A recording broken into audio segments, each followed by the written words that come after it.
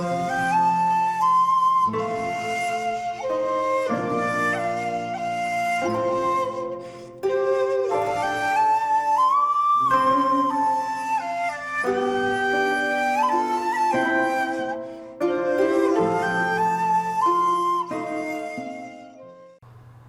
there, this is Solitary Ronin from Solitary Ronin Films, and welcome to the alphabet of favourite films and the letter X. Now, after months of research, I have only come up with one film, so this is going to be a relatively short video. But again, please leave me your list of your favourite films, again with the letter X. This is a slight cheat, because I did have this, I believe, under M, but I'm going to include it in X as well to give it its full title, and that is X, the Man with the X-Ray Eyes. Apart from anything else, this gives me a good excuse to show you the second sight limited edition release of the film. I previously had it on a Spanish Blu-ray, but Second Sight have done a tremendous job with it, so I'll just show you what you get in the limited edition before I actually talk about the film. So you get a double-sided poster,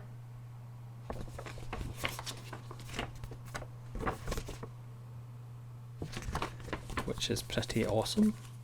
One day I hope to have a room full of these posters.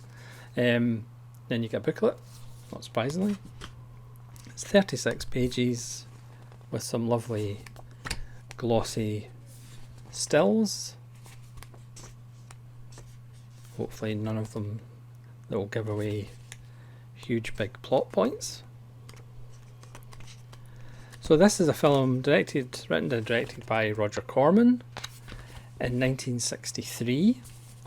This was one of 5 films that Corman directed that year, including The Haunted Palace and Tales of Terror, I believe. Again, Second Sight with their black Amaray cases. That's the disc. The special features are really nice. There's an interview with Roger Corman, who's still with us at the age of 93. American Gothic, an interview with Kat Ellinger, which is about 25 minutes, which is really good. An audio commentary with Roger Corman, which I've listened to, which is excellent. And an audio commentary by Tim Lucas, which I've also listened to, which is excellent. The original prologue, which to be honest I'm glad they didn't include in the film. And Joe Dante in The Man with the X-Ray Eyes. And the Trailers from Hell with Mick Garris, and also the trailer. The film itself is only 79 minutes. So it's like an hour and 20 minutes, but what an hour and 20 minutes it is.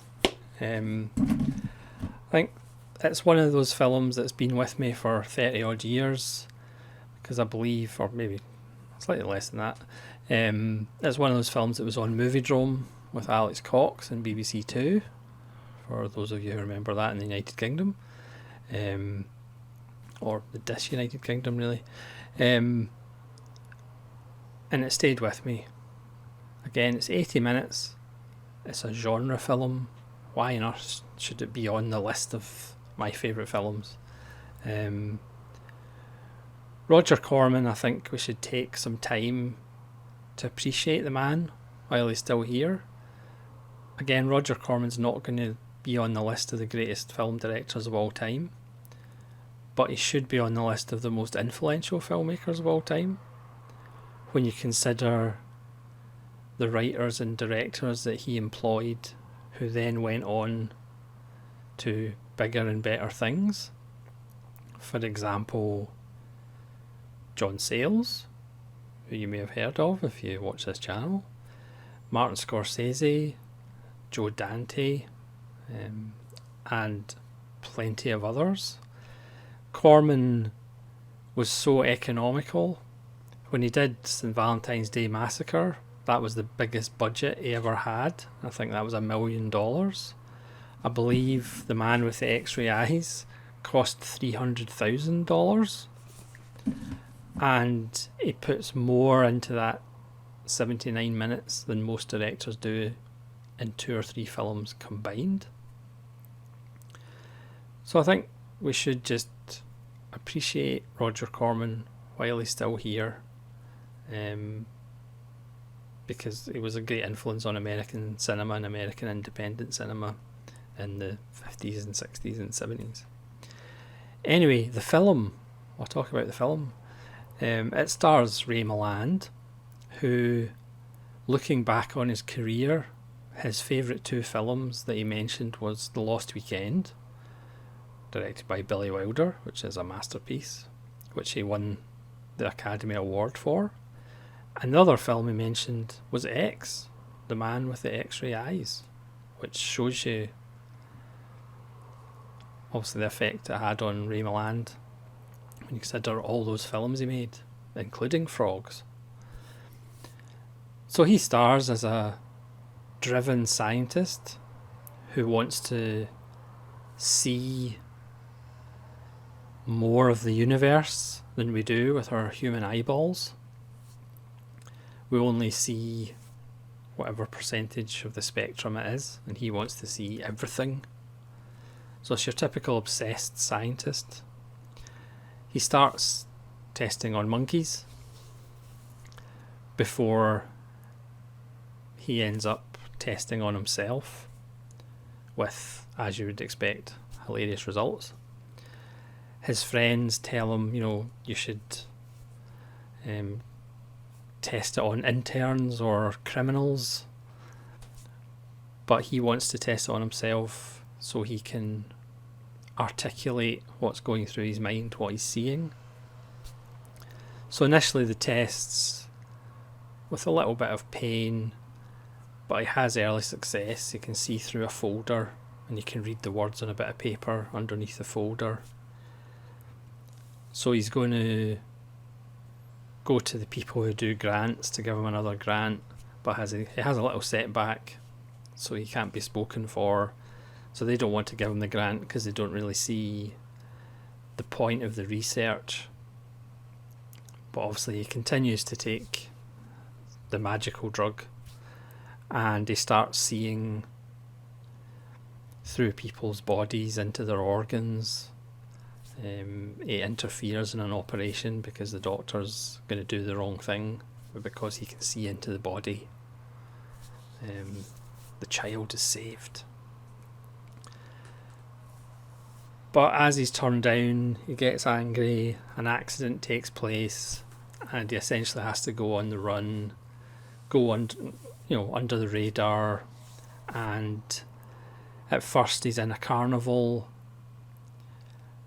and kind of partnered with Don Rickles, the famous American comedian, who, I think this was one of his first film roles, and it's probably his best because he's genuinely shady and creepy and pushy and not funny in any way, shape or form.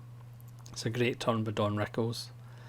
And then he realises who he is, and then he wants to make money off him by setting him up in the city as a healer. And again, people won't pay for his services, but they'll just donate what they can. So he sees him as a cash cow. Things happen. He's forced to go on the run again. He needs money. There's a nice scene in the casino where he obviously can win a lot of money on cards.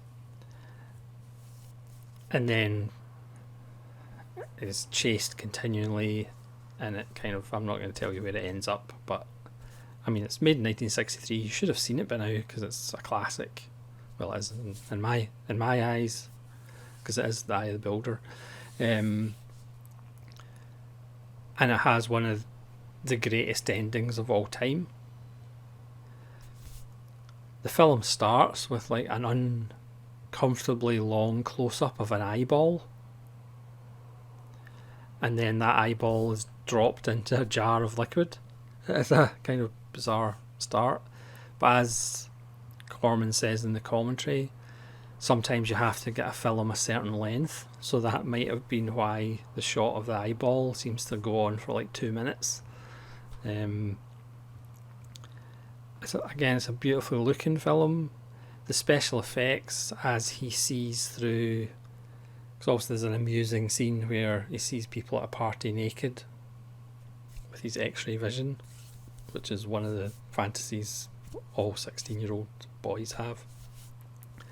But as the layers continues, you see through people, sees through buildings, sees through all the spectrums of light. I mean, Joe Dante, for example, says, if you were to remake it now, the special effects would be better and you would use CG, but I don't think that actually would be better. There's a clumsiness to the special effects, but they still work, because personally you're so invested in the character and the story as he wants to see into the centre of the universe. So it's got this metaphysical conversation in it, finding God and the existence of God, if you can see into the centre of the universe, if you can strip back all the layers of vision. I mean, it's so good. And again, because it's an hour and 20 minutes, you can pretty much do what I did and watch it, and then watch it with the Roger Corman commentary, and then watch it with the Tim Lucas commentary.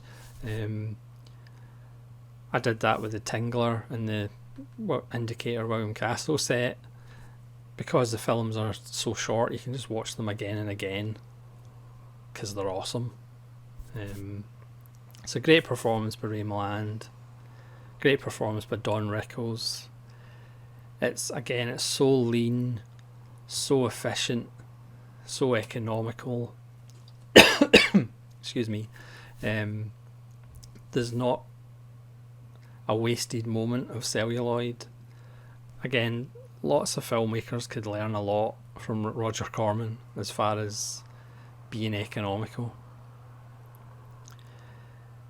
Yeah, it's one of my favourite films of all time. You can say, it's got cult. I said cult written all over it, but that doesn't make it less of a film. It's about big stuff. It's about seeing the universe as it really is, and it's fantastic. And Second Sight have done a really nice job with this special edition. So thanks very much for watching. As always, I want to see your long list of letter X films, and hopefully you'll join me for the letter Y. We're getting to the end, but at the letter Z I'll announce the next interactive series, which will probably be anticlimactic when I announce it, but never mind, I'm going to announce it anyway at the end of my Z video. So thanks very much for watching, hope you're staying safe. This is Solitary Ronin from Solitary Ronin Films, saying farewell.